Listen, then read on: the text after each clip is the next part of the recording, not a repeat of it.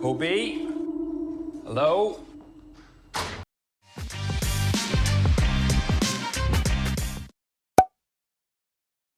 Loki Season 1 might seem like a long time ago. Yeah, I'm starting with a joke, do you get it? But Season 2 is just round the corner. So with it coming, I want to go over and break down the trailer along with some potential spoilers and leaks for the show. So be warned if you don't want to know anything about Loki Season 2 going in.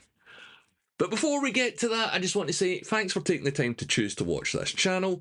I really appreciate it, and if you haven't done it already, please subscribe and leave a like if you make it all the way to the end of the video. But as always, I'm Al, this is the Geek in Review, so let's get to it. It's complicated, okay? But someone is coming. Countless different versions of a very dangerous person, and they're all set on war. We need to prepare. So picking up where Season 1 left off, Loki's been returned to the TVA by Sylvie after she killed He Who Remains, opening up the multiverse in the MCU and introducing Kang as a new villain. See you soon. Season 1 ends with Loki in a different version of the TVA trying to tell Mobius about Kang, but realising he doesn't know who he is, and instead of the Timekeepers there's a huge statue of Kang, and I'll explain that in a minute. The trailer opens with Mobius and Loki in the TVA meeting OB, played by Ki Hugh Kwan. The character's called Ouroboros and is sort of the Q of the TVA, making all the gadgets that they use like the temp pads. And we'll also find out that this guy worked with Kang to help make the TVA possible. That's what's been happening. Mobius and Loki need to stop Loki slipping in and out of time, and OB is going to build a device to anchor him to this certain point. Because of the time slipping, Loki has arrived in the past before Season 1, hence Mobius's confusion because they haven't met yet. Yeah. Some point in the future, Kang wipes the TVA staff's memories and installs the Timekeepers, so I wonder if the events of Season 2 are going to lead into that. We do see various clips throughout the trailer of Loki talking to different versions of himself, but these aren't variants per se, they're just Loki at different times in the time stream. I've been pulled through time. So they need to set the sacred timeline right. And in order to do that, they're going to need a Kang variant, because they discover that the timeline or changes to are protected by Kang. And it's only him that can access it. So that's where Victor Timely comes into it. Now, in the comic books, Victor Timely is just another version of Kang, but we don't know who this version is yet. If he is He Who Remains, or he is just another Kang in the past experimenting with time travel. We see him demonstrate his newly discovered technology at a fair and unleash an early version of Miss Minutes as well. And if you notice, this version of Miss Minutes has hands on her face, like a clock, whereas the version that we had in Season 1 has no hands by this point, as Kang has mastered time and the hands are essentially meaningless. We also see Judge Renslayer dressed in a similar style in this time period, and at the end of Season 1, He Who Remains extended her an invitation to escape the TVA. Where are you gonna go? In search of free will. So this might be where she ended up, and if so, this supports that Timely is He Who Remains, not just another Kang variant. That, in the Miss Minutes as well, heavily indicates that this is He Who Remains, or I should say, this will be him, because he hasn't become him yet. So at the end of Season 1, Sylvie was in charge of the sacred timeline after killing He Who Remains, and in the trailer we see her working in a McDonald's in the 1980s, hiding out after taking over, as she's not able to handle the pressure of managing the timelines. We also see two Lokis, probably Loki and Sylvie, together at some time in the 70s, hunting down a movie star, and this is an ex-TVA agent who's decided that he wants to abandon the TVA and live the high life. And during these scenes, we also see them demonstrate a bunch of new Loki powers that we haven't really seen before. We're going to find out that, as I said, Sylvie hasn't been particularly great at managing the timelines, and a bunch of new ones have been created by accident since the end of Season 1. So we're going to see a lot of different variants of people in this show. Kang, He Who Remains, Loki, Sylvie, you get the idea. One of the main ones is going to be an older version of Sylvie, played by Scottish actress Kate Dickie, who is sort of like a despot general in the future, and there's rumours that she's going to be the one running the TVA and is actually the antagonist in this show.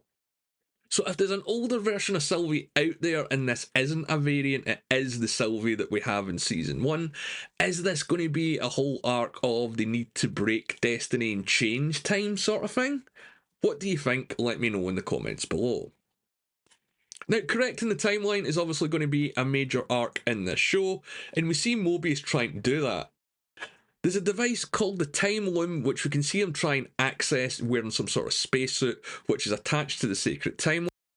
And this device sorts timelines in the multiverse, and this is where the TVA also gets its power from, and why it's outside time as well.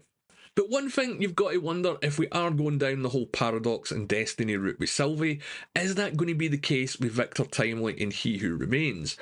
We see a bunch of the characters holding technology, like early versions of the pruning stick and things like that throughout the trailer. But if this is He Who Remains, this is the guy that creates everything, the Marvel 616 timeline and everything that we've seen in the MCU since Iron Man. So yeah, I wonder, is Loki going to create He Who Remains, or at least put the idea in Victor Timely's head about that's how he's going to end up?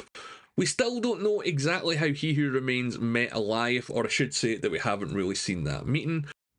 I harnessed the beast's power and began experimenting on it. So I wonder if Loki is going to make some suggestions to Timely, and he's going to come up with the idea of being He Who Remains, but he can't execute it without Alioth, so he goes looking for that answer, and that's when he discovers the creature. But yeah, I think with either He Who Remains or Sylvie, we're going to get a sort of paradox where they're created, or a version of them is created by essentially us already meeting them, a sort of predestination paradox. But the big mystery for me in this show is, what is the event that happens that makes He Who Remains want to wipe the TVA completely clean, including all their memories? But if there are variants in this show, it means that there could be other TVAs out there if there is new timelines as well. So the older Sylvie character that we're seeing, or we're hearing these rumours about, might be just one from another timeline, not this version of Sylvie. We also know that the TVA are going to play a big part in Deadpool 3, setting up Secret Wars as well. But I suspect this season of Loki, in terms of how the plot flows, will be a lot like season 1. They're going to have to clean up the mess at the end of season 1 and what's happened with Sylvie in the Sacred Timeline, but I don't think they're going to get the Sacred Timeline back on track, because if they did, there would be no more multiverse. So what I think is going to happen here is the TVA is going to come up with a plan in order to try and save itself and save different universes. And that is going to set up Deadpool 3 and Secret Wars. In fact, I highly think, and this is just my theory and belief, that Loki Season 2 is going to end with the TVA or Mobius or Loki or someone like that coming up with the idea of Battle World for Secret Wars. And then that's going to be the setup for that, and we're going to have to wait quite a few years for the payoff. But Season 1 did completely change the MCU with that last episode, introducing Kang a lot earlier than anyone predicted. And although Jonathan Majors has had a few problems in the press and the media since the year began, he's still Kang at the moment. So until there's any sort of announcement from Marvel, we're just going to assume that Majors is going to be Kang going forward, and the MCU plot, or at least the story threads for the multiverse, is going to continue as planned, despite the writer strikes and everything that's going on at the moment. Now, these are just a few details that I've noticed in the Loki Season 2 trailer. I'm going to be doing a Season 1 breakdown and recap before Season 2 starts, so make sure you subscribe so you don't miss out on that. I might even do a live chat on the show as well, and if you want that, just let me know in the comments below. But as always, these are just my thoughts. I want to know what you guys think. What's going to happen with the TVA, Loki, Sylvie and Mobius in Loki Season 2? And what other variants of these characters would you like to see? Let me know in the comments below, or you can follow me on Twitter or X or whatever the fuck you want to call it, at The Geeks Reviews. As always, my name's Al. Thanks for watching.